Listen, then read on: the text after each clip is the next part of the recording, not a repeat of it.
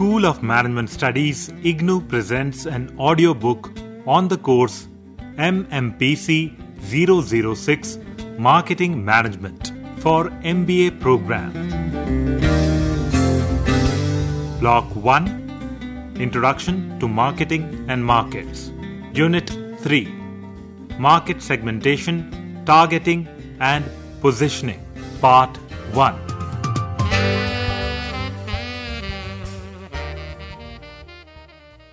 Unit 3 Market Segmentation, Targeting and Positioning.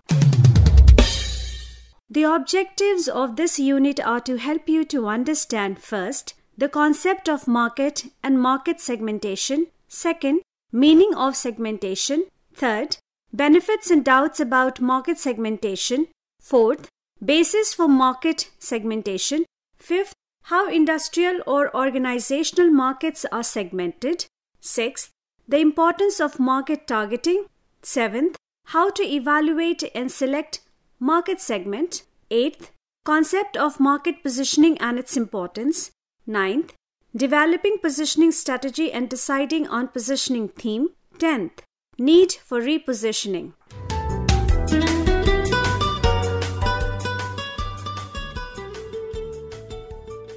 Introduction. The success of a product or a brand in a competitive market environment can be conveniently attributed to the fact that the marketer has possibly segmented, targeted, and positioned the firm's offering in the right perspective. All customers in a broadly defined market don't have the same needs, but successful marketers decide about the products to offer and the markets to be served. One size doesn't fit everyone very well. One cannot be everything to everyone, but can be everything to a selected few, and that no two individuals can be the same. These above statements are the foundations for segmentation, and segmentation is core to marketing function of all businesses. Firms have achieved leadership positions through effective segmentation and targeting.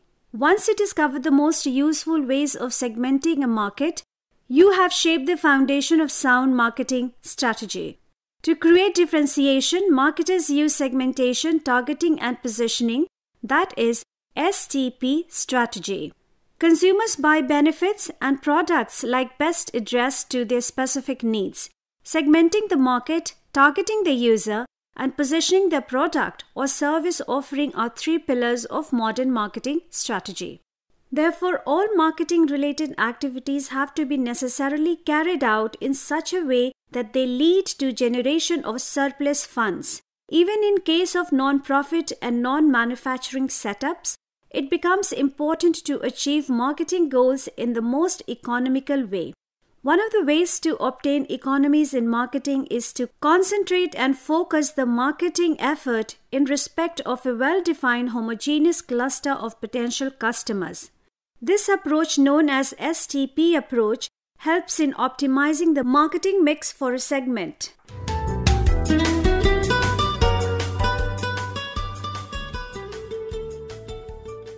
The concept of a market.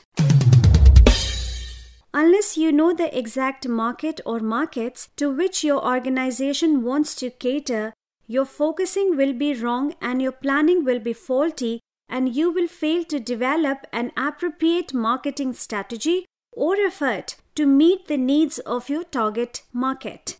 To identify the target market, let us first define the term market.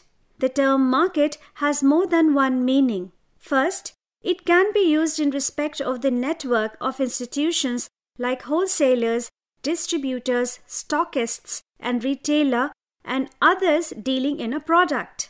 Second, it can also be used to refer to the nature of demand for the product, as when we speak of the market for electric cars or for pre-cooked food products, etc. Third, the two meanings are related but are physically distinct. Related because without the wholesalers and other institutions, it will be difficult to serve customers or demand. In this unit, we are concerned with a market for a product. The market for a product relates to the functions served by the product. and the other products that are in competition with it. But we can define functions broadly or narrowly, and on this would depend how widely or narrowly we wish to define competition for our particular purposes. Suppose ours is a passenger car or bus transport company, and we say that we are in the business of transportation, that is, moving people from one place to another. Then we are in competition with the rail, airline, and ship, the other important modes of transportation. Against this, if we say that we are in the business of transportation by road, we are defining our function more specifically, and in that case, we are in competition with other passenger bus transport companies. Another question which arises is, does the definition of a market in terms of functions served links the definition of a market to the definition of the firm's business? The answer is yes. A business is defined in terms of technology, customer group, and functions served. A market can also be defined in terms of generic need. By generic need, we mean the basic need like the need for catering to hunger and thirst or the need for transportation. Then the question arises, is the definition of a market in terms of function served and the definition of a market in terms of generic need essentially the same? The answer according to Levitt is yes. Levitt, in a classic article, claims that the film industry failed to recognize that it catered to the generic need for entertainment and as a consequence failed to take cognizance of the likelihood of competition from television. It thought it was in the movie business when it was actually in the entertainment business. Therefore, defining a market in terms of generic need not only defines competition but also helps a firm to avoid entering a market segment without first considering the wider range of possibilities available to them. However, there are some problems that are encountered in using generic need to define a market. First, the word need is ambiguous as there is no accepted list of human needs. Second, the assumption probably made by Levitt is that there is only one market for a firm's product, or that the many needs that might be served by a product will always reflect some high-level need. This may not always be true. For example, consider the generic need served by the postage stamp. There is the market which is related to the transportation and delivery of mail, and there is also the market related to the philatelist's motives. But these markets cannot be embraced under one generic need. Take another example of film industry as used by Levitt. Would it always be best, in your opinion, to regard the film industry as catering to the generic need for entertainment? The answer is no, for there are many rival claimants. It all depends on our purposes. One claimant might be the generic need to occupy leisure hours. In that case, probably entertainment will be its subcategory. Third, defining a market in terms of generic need is not a sufficient condition for identifying competition. This is so because products can serve the same generic need without being in competition. For example, sundials and watches. They both cater to the same need, that is to measure time, without competing with each other. Another example is of coffee and soft drinks, as they both could be thought of as serving the same generic need for beverages. However, it is a matter of empirical investigation to find out whether these products do in fact serve this need. The definition of the market in terms of functions served does not, however, eliminate the necessity of defining our purposes using judgment and undertaking empirical investigation to determine how broadly to define the functions of interest. In fact, the products that serve different use, functions serve different markets, and different use, functions attract different competitors.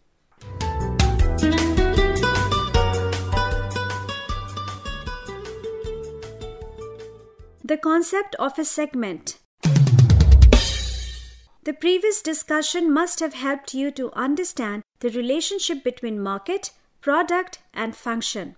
On the basis of market definition given earlier, we can iterate that buyers in the same market seek products for broadly the same function, but different buyers have different evaluative criteria about what constitutes the right choice for performing the function.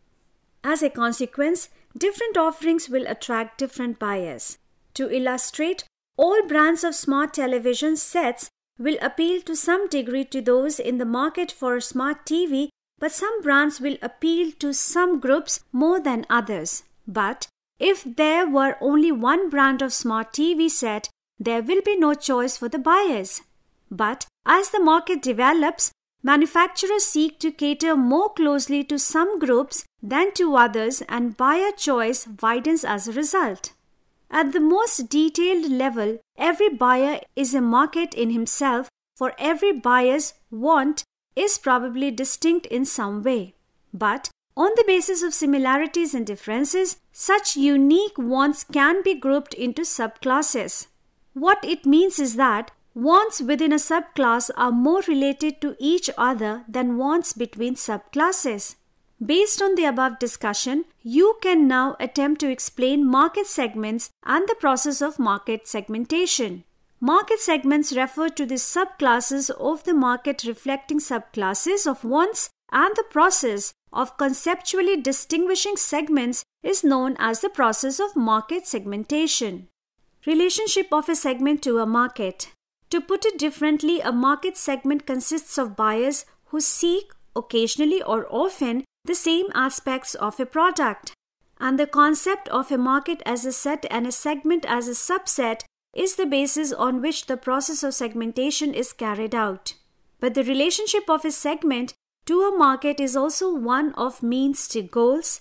The implications of this relationship are: first, since means for accomplishing goals can be varied, different segments of a market may demand radically different substitutes. For example, electric razor for a safety razor. Second, since the function distinguishing a market is a means to some higher level function that can be served by a variety of markets, there can be mobility of buyers among the several markets, which may result in instability in any individual market. For example, from movie of the film industry to entertainment where TV competes with the film industry. Third, since choice is exercised by people within the context of what is available, the buyers are not necessarily satisfied with what they buy, meaning thereby that a possibility always remains of designing an attributes mix better suited to the segment. We can say that buyers within a segment are more homogeneous in their market wants when compared to those who are in the market at large, but differences will always remain in wants among those within a segment, notwithstanding this similarity. What it means is this, that a marketer can always achieve additional homogeneity by subdividing the original set of segments further until, theoretically speaking, we have segments to which only one buyer belongs. The question that arises is how far the process is carried out this end. The answer will depend on, first, the commercial viability of small segments, and second, the competitive practices of rivals.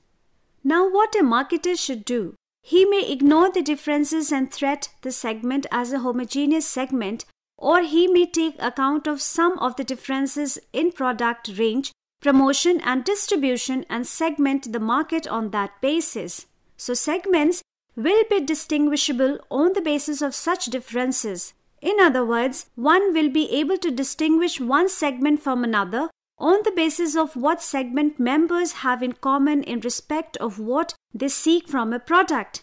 However, since consumer needs and wants keep on changing with the passage of time, segment wants would also change with time, necessitating the manufacturer to adapt his offering without necessarily affecting the definition of the core want.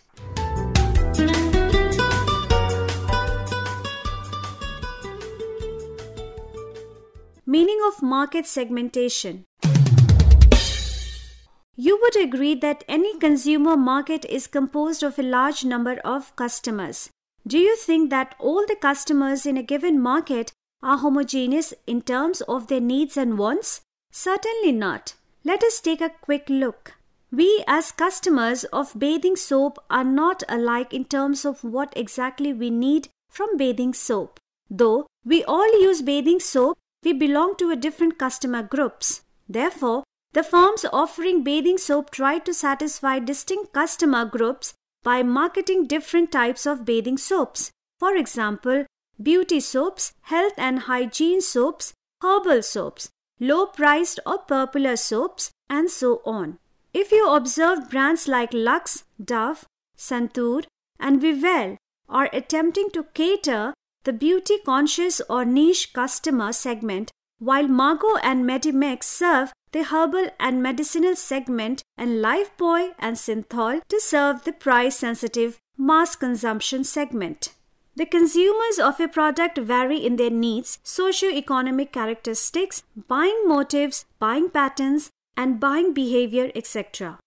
In market segmentation, the marketers divide their heterogeneous customers into certain groups or segments, each of which tends to be homogeneous in a significant respect. Thus, companies through market segmentation divide large, heterogeneous markets into smaller segments that can be pursued more efficiently and effectively with products and services that match their unique needs. We have to be clear that in the process of market segmentation, it is the consumers or individuals who are segmented and not the product or the price.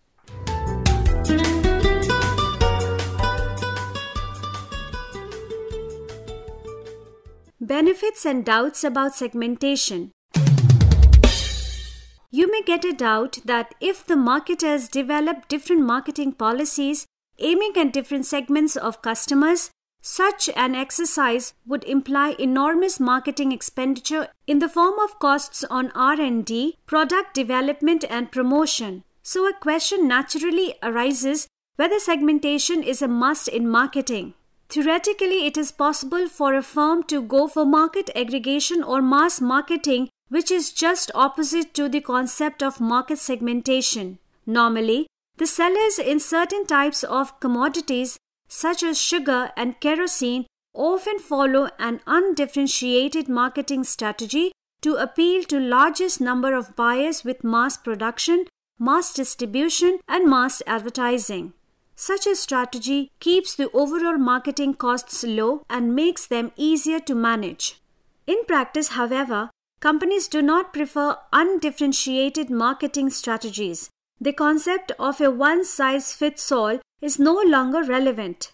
Understanding how customers' needs and wants differ is essential in designing effective marketing policies.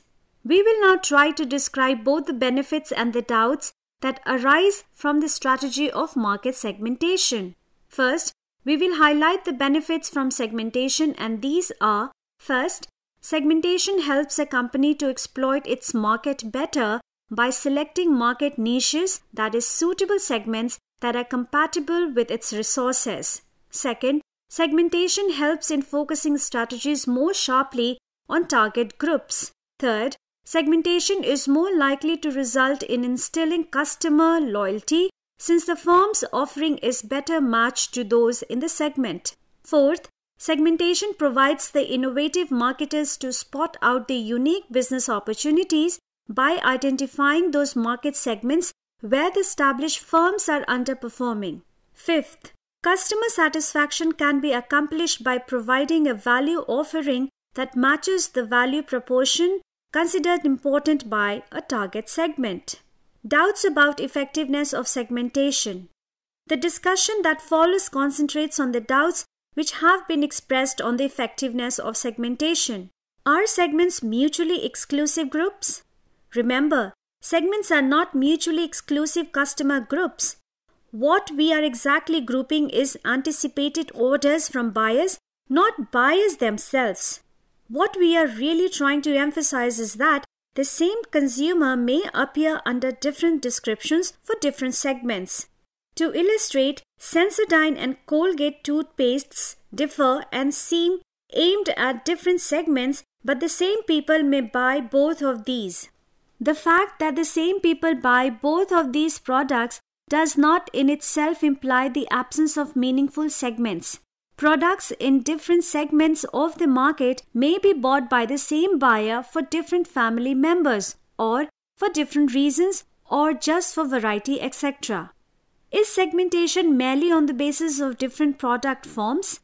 It is not right to say that segmentation is merely done on the basis of different product forms, although this is what usually happens. But segmentation can be on other bases as well, like distribution, price, promoted image, etc. When insignificant differences exist between brands. What happens in a situation where markets are not heavily segmented or where the differences between products are marginal? In a situation like this, one cannot help saying that not much purpose is served by segmentation. In other words, in a situation where insignificant differences exist between brands, segmentation is not a feasible strategy.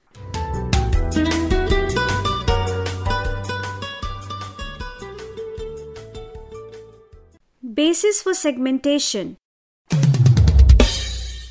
As you know, market segmentation means dividing the market into several homogeneous sub-markets or segments. Now the question is, what is the basis of segmenting the market? In fact, there is no single way to segment a market. A marketer has to try different segmentation variables to view the market structure. Let us discuss it. Benefit segmentation. In benefit segmentation, you segment the market on the basis of what people say or the benefits they seek from the product. One of the most successful benefit segmentations was reported by Russell Haley, who coined the phrase benefit segmentation. According to him, the oral hygiene market can be divided into 4 distinct benefit segments depending on which of the following is sought. First, flavor and product appearance. Second, brightness of teeth. Third, decay prevention. Fourth, low price. Once we have categorized those in the market on the basis of the benefits they seek, they can be identified by what they are, that is, demographic characteristics, and what they do, that is, behavioralistic and psychographic characteristics. For example, in the Russell Haley study, the brightness of teeth seekers were young people in their teens with a personality disposed towards high sociability and an active lifestyle. Similarly, decay prevention seekers had large families, were heavy toothpaste users, and were conservative. Each segment also favored certain brands. Thus, benefit segmentation requires, first, determining the major benefits that people look for in the product class, like intrinsic preferences, for example, taste, level of performance, appeal, price, reputation, etc. Second, the kinds of people who look for each benefit, and third, the major brands that deliver each benefit. Geographic segmentation. As the name suggests, the market is divided on the basis of location. A company may divide the market into different geographical areas such as nations, regions, states, cities, rural, urban, and semi-urban areas. It also involves segmentation based on climatic conditions. The basic reason of using geographic base for segmentation is that people who live in the same area share some similar needs and wants compared to people living in other areas. Take, for example, coffee consumption in India. As it is well known, coffee is consumed more in South India than any other region. However, in most of the places in the northern part, tea, that is chai, is a popular drink. In most parts of northeast India, people prefer to enjoy tea without milk and sugar, often known as lal chai, red tea, and green tea. In scenarios of this type, firms do adopt geographical segmentation and offer various blends of tea to appeal to different tastes and preferences of people in different regions. Tata Tea is one of the classic examples for pursuing geographic segmentation. Let's look at from another dimension in terms of purchasing pattern among urban and rural consumers. Let us try to understand it from the experience of some of the companies soon after the outbreak of pandemic in the recent past. The coronavirus-induced lockdown sharpened the urban-rural divide in the demand pattern of FMCGs, with consumers in big cities opting more for large-size product packs. But in smaller towns and villages, low-priced value packs started ruling the roost. For example, companies like Nestle, Dabur, Godrej Consumer Products, Parle Products and Wipro Consumer Care experienced higher consumption of lower-price affordable packs, also known as popular price products, in non-metro markets after improvement of supply chains. On the other hand, in urban places, the companies witnessed a trend of customers buying larger pack items and an increase in volumes of purchases per visit to stores, although the purchase frequency came down as buyers opt lesser visits to crowded places such as malls and retail stores. Interestingly, when the guest workers went back to their native places, they were the people who seek to buy those brands even in semi-urban areas which they had consumed in cities. Demographic segmentations. Instead of focusing on the differences in benefits sought, marketers divide potential customers in the market on the basis of demographic variables such as age, gender, family size, income, occupation, education, location, religion, race, and nationality. Demographic variables are the most popular basis for distinguishing customer groups.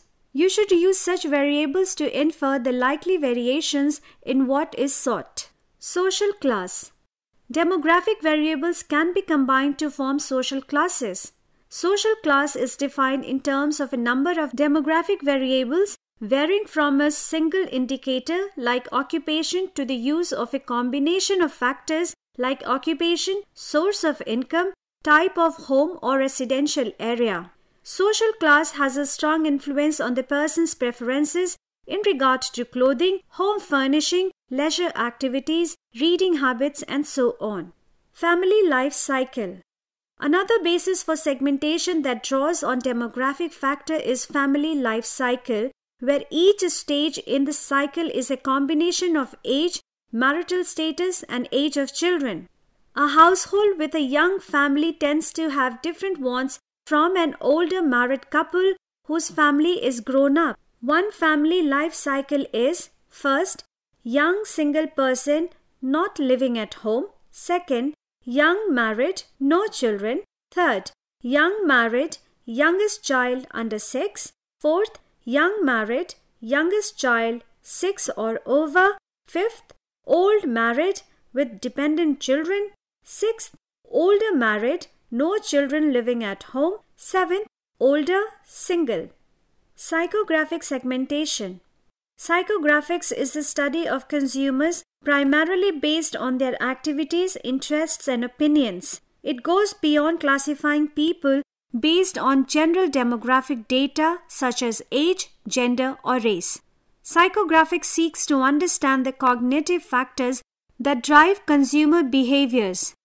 This includes emotional responses and motivations, moral, ethical, and political values, and inherent attitudes, biases, and prejudices. Therefore, one can also segment the market on the basis of lifestyle or mode of living. This helps you to understand what those who are in the market do.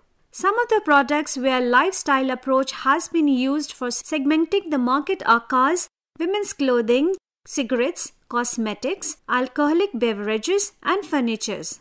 The companies involved in offering financial services, four-wheelers, and tourism and hospitality develop appropriate marketing policies, keeping in view the family size and stage of the life cycle.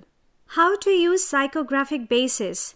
For using psychographic segmentation, you will have to collect data for developing a profile of the consumer. One lifestyle approach that has been developed uses psychographic data concerned with the activities, interests, and opinions called AIO inventories, in addition to the demographic variables of those in the market.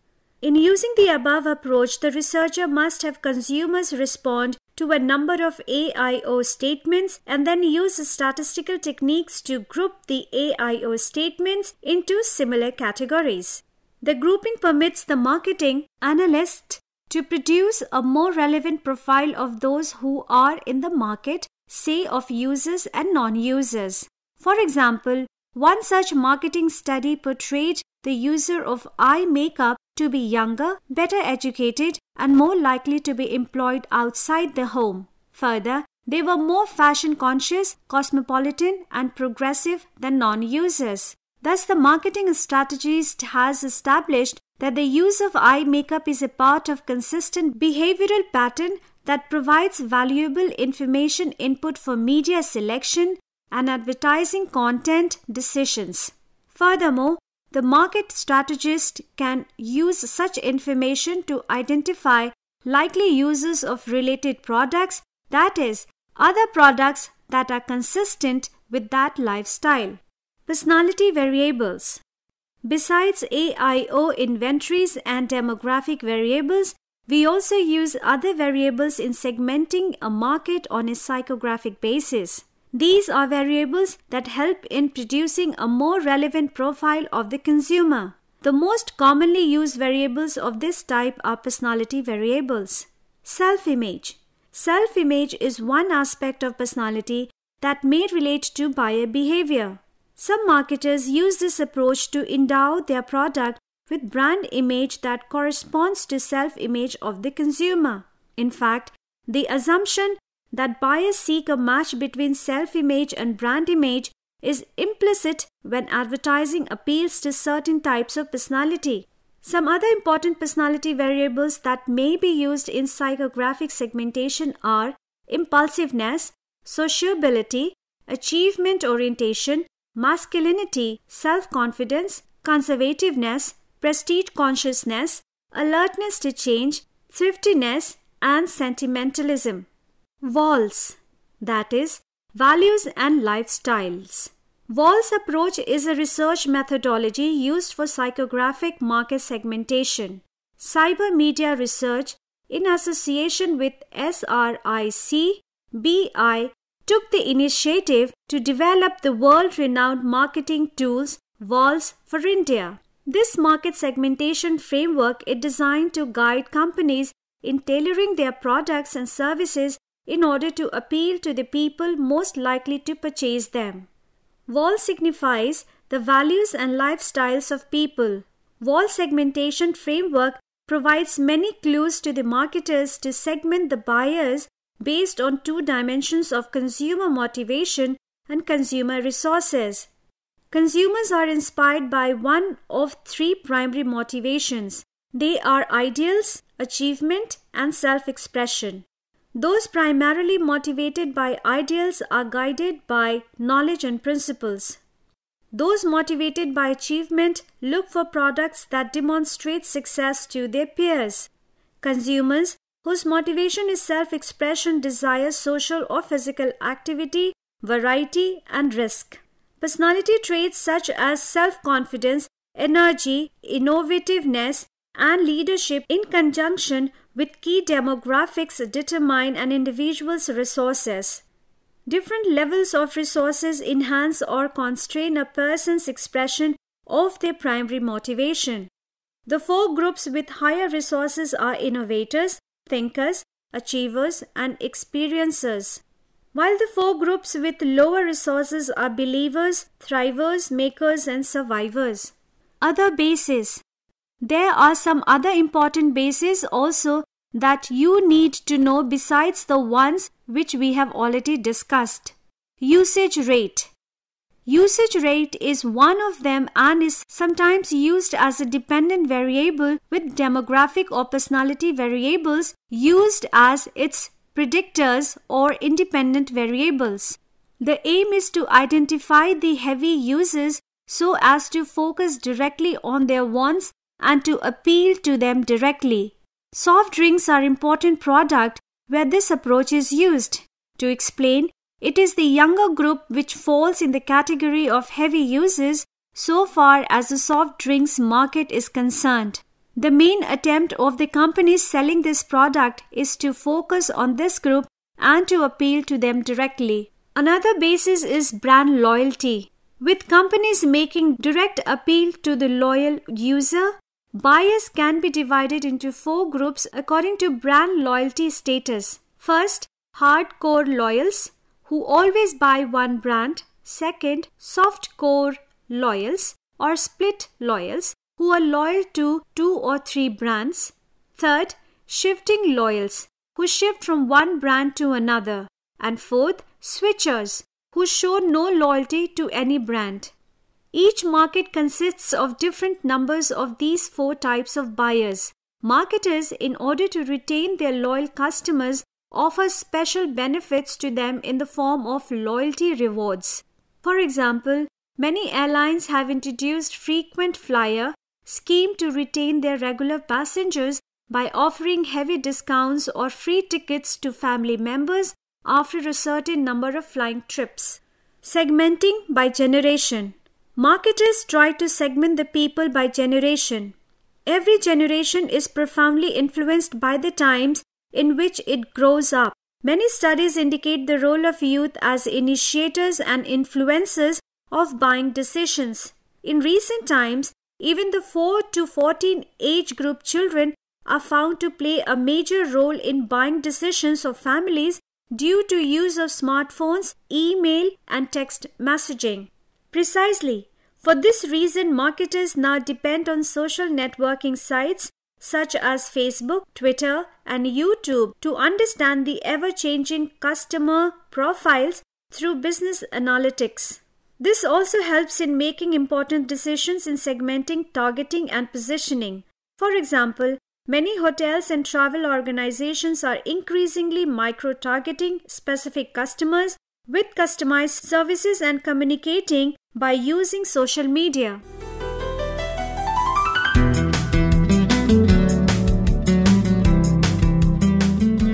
We were listening to the audiobook by the School of Management Studies IGNOU for MBA program, course code Mmpc 006, Marketing Management. Course Coordinator Professor T.B. Vijay Kumar, School of Management Studies IGNOU. Edited by Savita. Program assisted by Tarannum Jahan and Jagbandhu Jana. Program produced by Dr. Manoj Kumar Singh. This program was brought to you by Electronic Media Production Center of Indira Gandhi National Open University.